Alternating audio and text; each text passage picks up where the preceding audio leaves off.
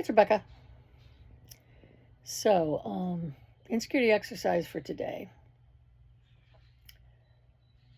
This is for people who've been really sick, mentally, physically, emotionally, all of you. Those are all serious things to contend with. Now, as many of you know, I was really, really sick multiple times in my life.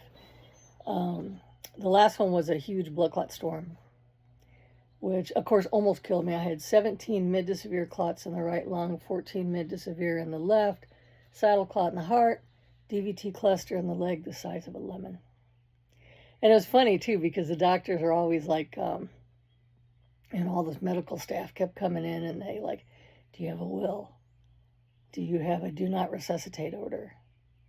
You need to contact your family. So it's like, okay, so yeah, once again, everybody thinks I'm going to die. But it turned out to be a blessing in disguise. I survived it, obviously. But because of that, the doctors kept coming in saying, these are trauma clots. Were you beaten? Were you raped? Were you attacked? Were you in a car wreck? Did you fall down the stairs? No, I didn't have any of those things happen. But they said, these are trauma clots. They're from trauma. And it turns out they were not from trauma. I have a genetic mutation called MTHFR. Mine is compound heterozygous. It's a rough one. And the hematologist found it by saying, I'm going to test you for everything known to man. And they took 17 vials of blood. And they actually had to put me on one of those chairs because I'm half dead from them sucking so much blood out of me. And they had to put this horse needle in me to get the last 3 tubes and pull it out. But they found it. And what caused the blood clots? What caused my miscarriages? What caused my anxiety and insomnia and a plethora of other physical problems throughout my life is this genetic mutation. The amazing thing about it is researchers believe 30 to 80% of all of humanity has some form of it, and they have no idea. Because think about it, the human genome was only mapped in 2006. I don't think they found MTHFR. My hematologist told me to call it mother effer, so I remember the letter sequence. But people have no idea. And then in their late 50s, early 60s, they get the blood clots, and it usually kills them. Now, I was severely damaged by it. They said that my entire arterial system's probably pockmarked because of homocysteine damage. Because what mother effer does is it doesn't turn folic acid into methylated folate. Our bodies can't absorb folic acid. It has to convert into methylated folate. Then our bodies can absorb it.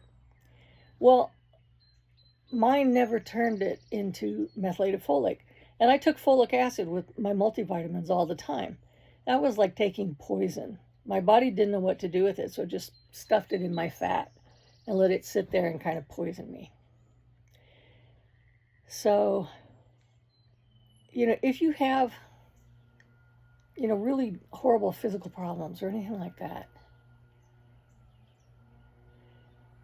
look for a silver lining.